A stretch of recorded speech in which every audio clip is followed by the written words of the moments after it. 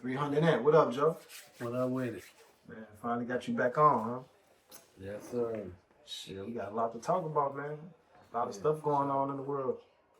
Yeah, we ain't even get to finish when we started last time anyway. Yeah, it's all good. But first, before we start that, for the people who didn't see the last interview, why don't you tell them where you from in Chicago?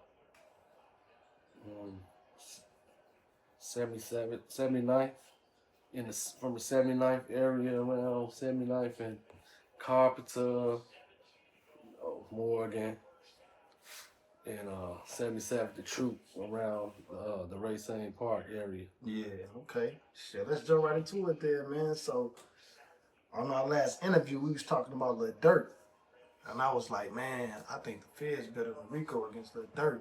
And you was like, nah, Lil Durk's smarter than that. He ain't gonna be out here talking about murders and all that shit. And then, fast forward a year ahead of time, he indicted.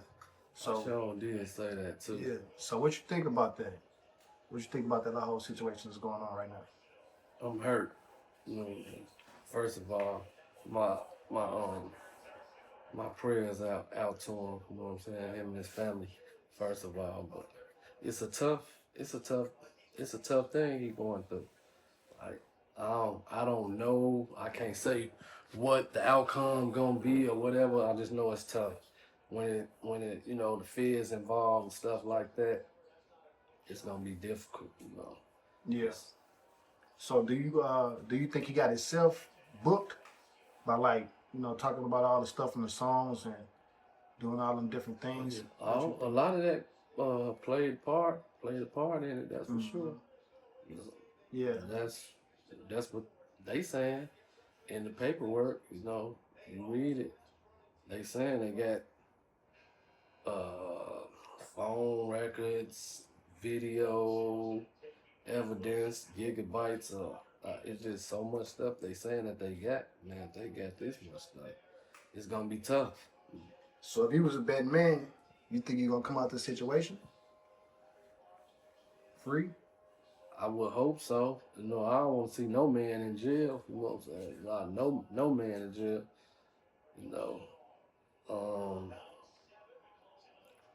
I just pray that things work out in his favor. Then on the other end, I don't want people on the other side to be thinking like I'm in favor of him or whatever he did or whatever somebody else did or whatever he accused of, thinking like I'm in favor of that, which I'm not. You know what I'm saying? Cause I don't condone stuff. Certain things. And prayers up to and condolences to the families of those people, deceased people, you know what I'm saying? Whatever on any side, you know what I'm saying? We gotta always remember them people. Yeah, that's a tricky situation. But I wanna say one thing.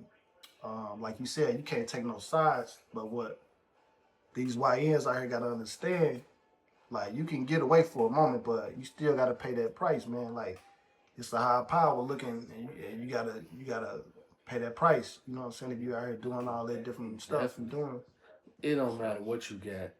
You can have the most money. You could think you just on top or getting away with whatever you doing, and I'm not directing this at. And I'm not talking about Durk or whatever. I'm just talking about all of us as a people. We probably did that when we was younger. We did stuff and thought we was getting away with it when we really wasn't. Like, it's gonna be a time you gotta answer to somebody, and it's always somebody out here that's bigger and badder than you. People always be thinking, all right, nobody ain't gonna do this, I'm tough, I'm this, I'm that. A nigga won't do nothing to me and this and that. Don't believe it. It's always somebody out here bigger and badder than you. You gotta always remain humble. You know what I'm saying? In these situations, you got to, because a nigga knock your head off. facts. So